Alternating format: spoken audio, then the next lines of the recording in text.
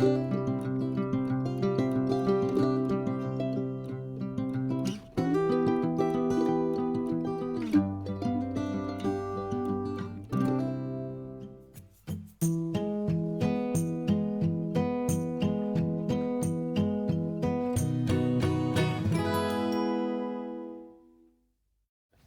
thanks so much for the chance to get together. Could you begin by introducing yourself? You are? Sure. My name is Colin Sutch. I'm the Director of Information Technology for the Camden Rockport Schools. In terms of the early days of MLTI, the reason I was so excited to have the opportunity to have this conversation is you mentioned to me as the MLTI was being born, what were you doing? Well, that's when I had gone off to college. I went to the University of Maine, and I started in the fall of 2001. So sort of right at the time, everything started to sort of flesh out with MLTI. So, and where was home for you? Where'd you grow up? I grew up actually in this area. I grew up in Warren, and I went to Madomic Valley High School. This is sort of an area that I've spent the majority of my life in, an area that I'm very passionate about, remaining in to this day. You're up at the university, 2001, the conversations are going on. And had you gone to the university specifically for education? So interesting story about that. I actually went to the university because they had a program in new media, and it was a new program in new media at the time. So that lured me to Orono. And I was always passionate about teaching, and I had taught some adult ed classes when I was in high school. So I knew I wanted to do something with technology and something with education. And I wasn't, committed to sort of teaching at any particular grade level or any particular subject, but I thought that technology would sort of be my area of focus. And the short version of the story is when I got to Orono, I really decided that what I needed to do was actually change my major from new media into education. And I picked a subject that I was always sort of passionate about in school, which was English language arts. And so that's how I found myself sort of in the College of Ed at that time, having studied in the new media for about a year. When did you first hear about the MLTI? I had volunteered in my home school district's technology committee that met sort of maybe every 2 months or so. And I think I had sort of first heard about the initiative through that. I remember at the time my next door neighbor actually she was a 6th grader at the time and would be that first 7th grade class who actually received an MLTI device. So for me, it sort of was very, it hit home. This was not going to be a 7th grader or 7th graders in Maine that I didn't know. This was actually going to be my next door neighbor, and I was serving on this committee at the time. So we were, learning about it just like everybody else was at the time. So up at the university, the MLTI 2002, the exploration schools start, those 9 schools across the state, but the drumbeat is sounding. And at the university, in those early days, there was a call for students in the education department to get a device and become prepared because the change was coming. Right. So the funny thing is that the university was very different then, as we know it today. A lot of students would, arrive with a desktop computer that would live in their dorm rooms. The school campus wasn't covered with Wi-Fi. You didn't see students going to class with a laptop. It was still very much a traditional, program for a lot of the classes that you were in. And even to some degree in education, unless you were sort of had a middle school specific concentration, you weren't necessarily thinking about the technology. Since I had sort of decided very early on that middle schoolers, 7th and 8th graders specifically, were the target age range that I was going to be teaching, that was something that was very sort of the forefront of my mind, was that when I arrived in a classroom, first for my pre-service teaching and then for my teaching, that these devices would be there and would be so ubiquitous. So it was something that I was personally very invested in, but I think a lot of my classmates were sort of championed this idea that, we needed to be ready for this on day one. So did the arrival of the MLTI and your awareness that they were coming, to grade 7 and 8. Did that drive your decision to focus in the middle I level? don't know if it necessarily drove it. I will tell you honestly that I really was at first interested in high school students, and I was placed for a long-term observation in an 8th grade. There were so many students who wanted to observe in high school classrooms that they said, well, we'll get you into a middle school, and maybe after a few weeks we'll release you to go to a high school. Jim, I never went back. I absolutely fell in love with 8th graders and middle school students in general, and said, this is the place to be. And then it sort of naturally said, well, part of that is they're going to be this group of Right. students who have this technology, which I was also passionate So about. you're at the university, the devices come, you were asked to purchase, or was a device provided? No, actually, I actually had a PowerBook G4 at the time, so I Okay. used similar apps that the students were using, and I never felt the need to get their specific device. But in answer to your question, no, the devices were not available to us. However, the College of Education did have in their building several carts that were outfitted with similar devices to what the students and teachers That were using. available And they to- were available, and so they were available to use in a lab setting. They were available for professors who were teaching and wanted to sign them out and do some early experimentation with them. So we had access. Okay. So, innovations, this is something I've been thinking a lot about, that an innovation is a ground mover. And when ground moves, for some it's hooray, the ground has moved. For other is, oh my goodness, the ground has moved. You must have seen among teachers at the university some who embraced the opportunity and some who resisted or even ignored. Yeah, this is true.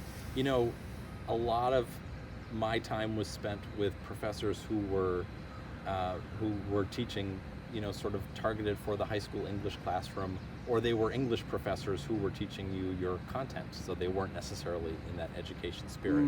I can remember one particular class with Phyllis Brzee, and she was very much interested in having her students be able to explore what they were passionate about and be able to connect them to resources.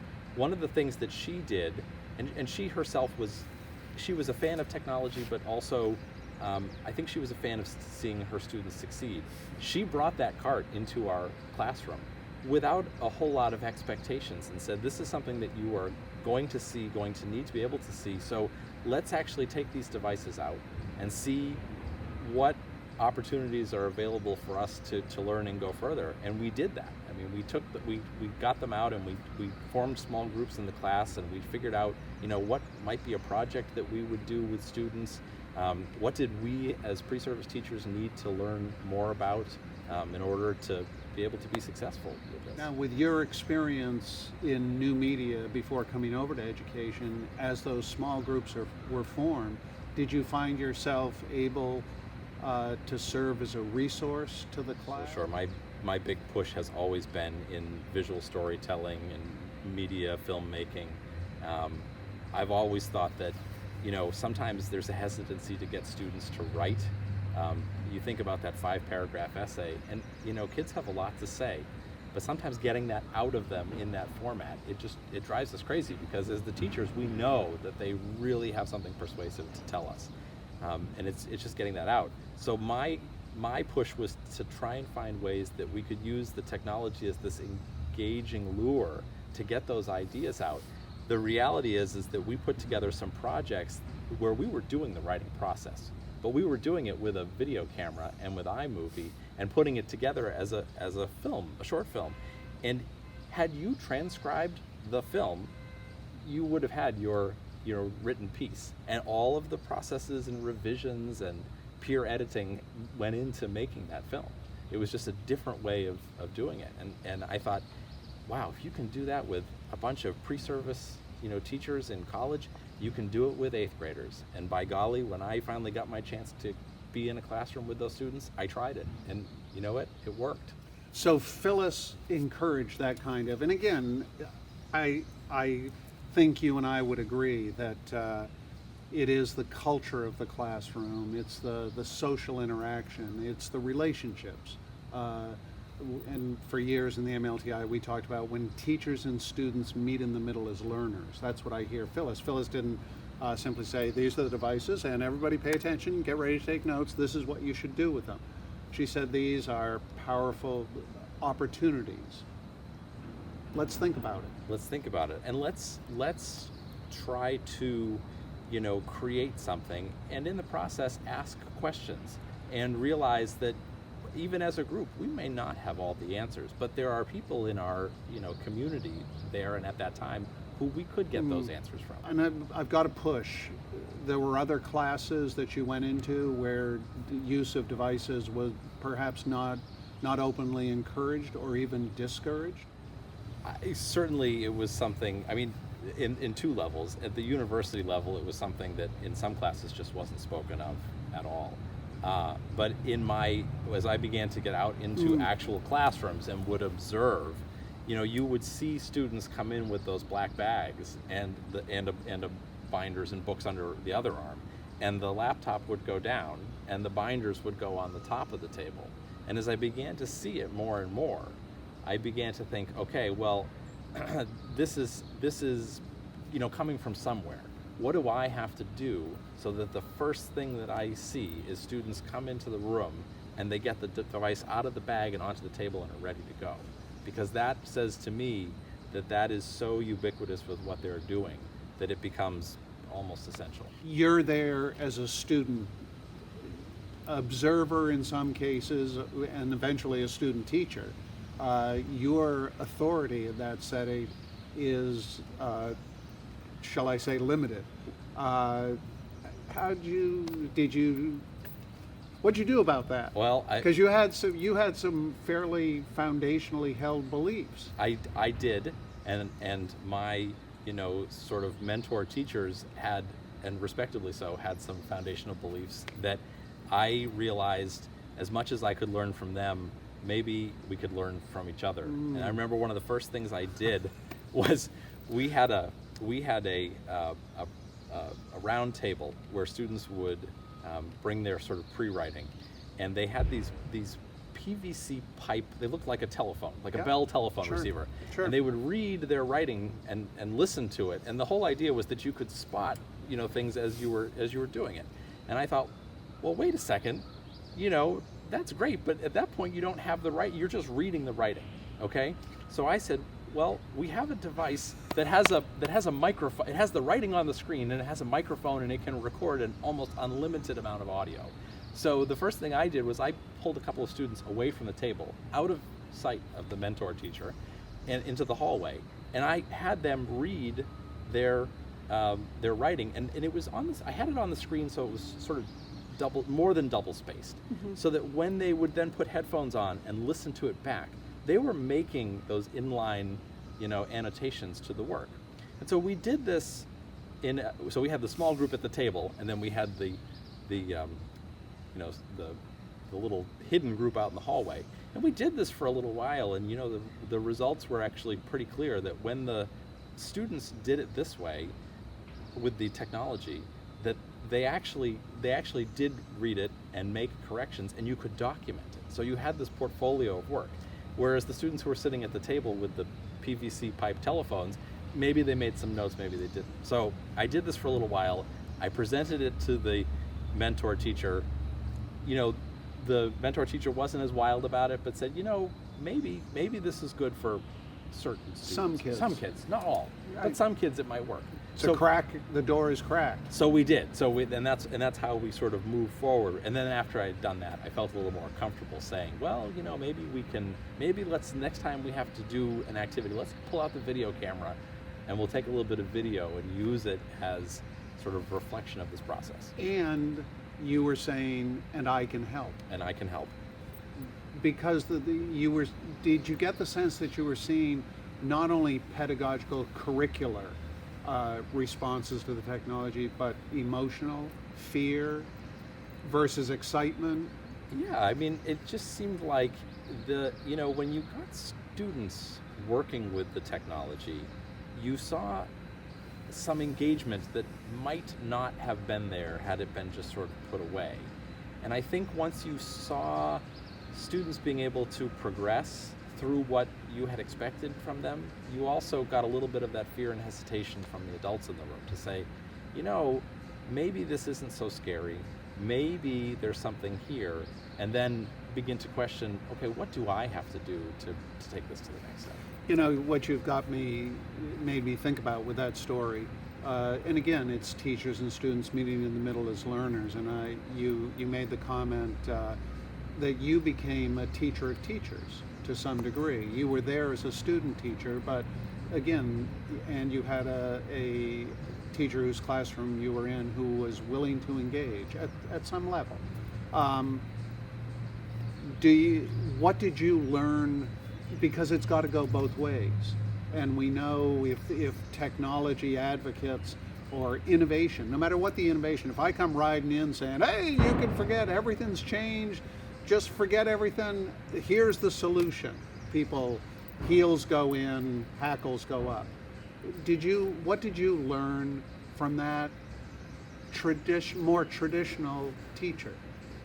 I think it made me very much aware that what could really harm the enthusiasm for technology was to use technology for technology's sake.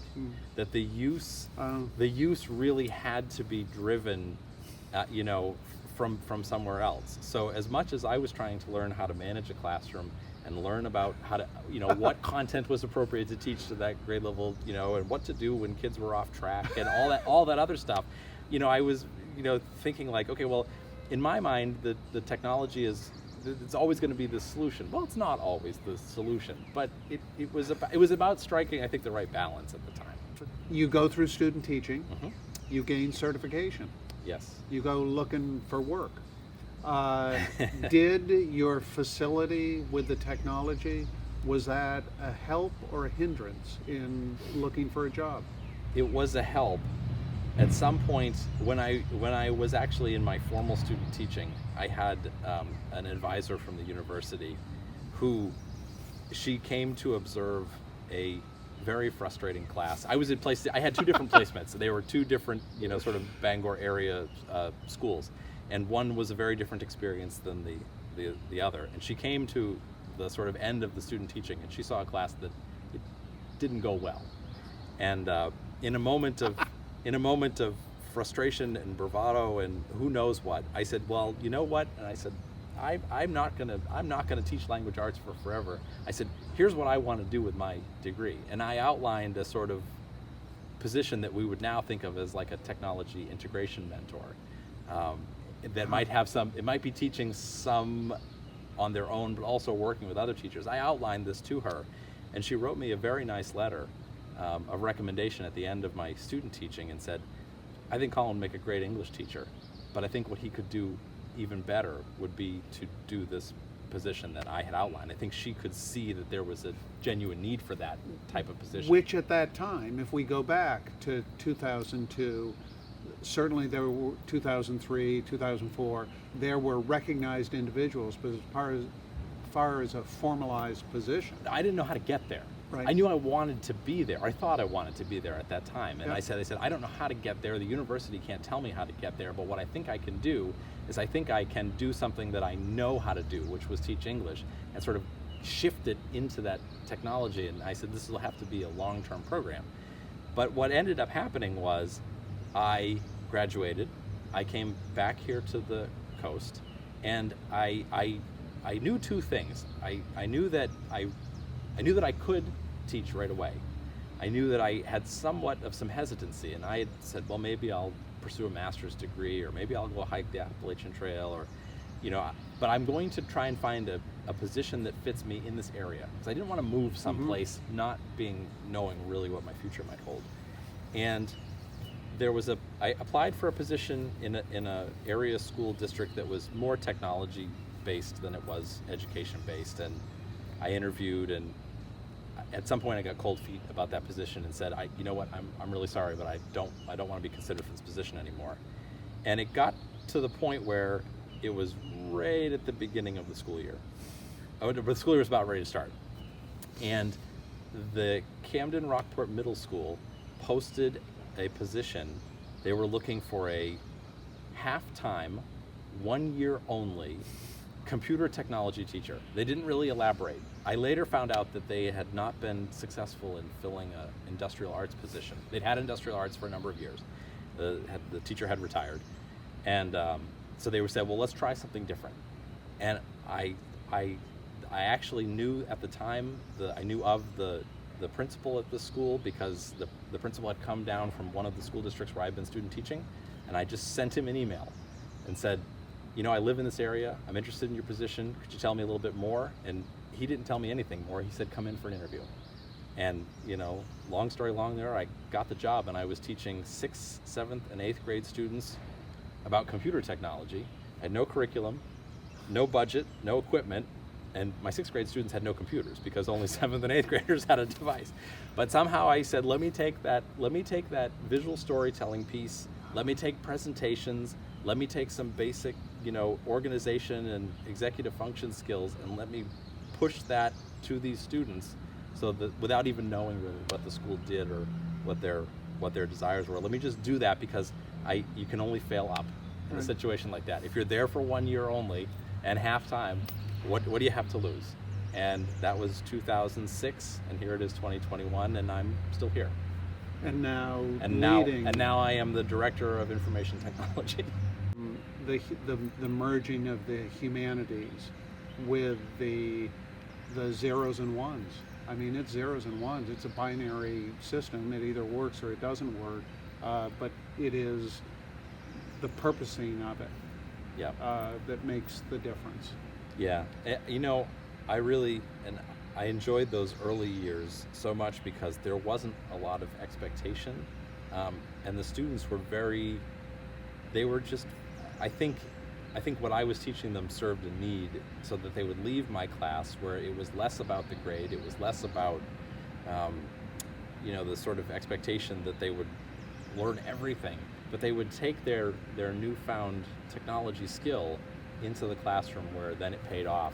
And it was what I had been trying to do in my pre-service years. So I've got to ask, were there some teachers who came in and poked their head in the door to say, what's going on in here? There were quite a few, and quite a few wanted to collaborate. The reality was that I was supposed to be here part-time, but I really was at the school every day between... Because that's the only job you had, Colin. The only job. You had nothing else to do. I didn't have anything else to do, but beyond that too, I had sort of formed this connection to the kids, and then I was trying to work with the teachers to do something, because again, what else are you going to do? Right. But it began to pay off, and I think at the end of that school year, nobody was interested in seeing me go.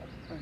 And in fact, they were very much invested in keeping me around and saying, we like what you're doing with the kids, but we'd actually like to take this unused portion of your time and have you do exactly what you've been doing. Work with teachers, be a mentor for staff, try and build something not from nothing, but something from a very small seed. Well, and leveraging, as we discussed earlier, these were teachers who knew their content. Many of them veteran teachers. They're teachers. This is a great place to be a teacher. Sure is. So people don't come and go. They knew the content, but what they really wanted to do was do what was best for kids. They saw a chance to bring more resources to bear. They also wanted to do it within the safety of their own room in the halls of this school. Yep. They didn't necessarily, they knew that there were professional learning opportunities being provided outside of the school building, but what they wanted it to be was personal, and for someone to come to them and sort of build that relationship of trust and say, we can collaborate on this piece. And I think the result of that you see here today in the way that we are a school that is very much invested in project-based learning. We have staff who are willing to take a risk when they feel like the payoff could be something, and generally support each other. And I think that's important, is that they support each other. If you're going to take a risk, you have to know that your colleagues are willing to back you up. And that goes not only just your colleagues, but that goes all the way up the chain. Well, and out into the community. Certainly. Out into the community. Thanks so much for the conversation. Like to close with one question. The MLTI was an innovation of the first order. The ground seriously moved, and it moved across the state. Huge innovation. Other innovations will come to education. What advice would you give to that future school population, principals, tech people, teachers, learners, no matter, who knows what that innovation will be? What advice might you give? I think it's tough, but I think that my advice would be to really, always come back to your foundations. Why are you here? What is it that you want to learn? As much as I think we think of educators as people who want to teach, really, we all just want to learn. And what we're doing is trying to facilitate that. And I think if you can always key back onto the thing that you were excited or passionate about, you can see a connection to that next thing that of which you're not aware, that it is an exciting thing. And just always keep an eye on the horizon and just keep that course steady. Thanks very much. Thank you, Jim.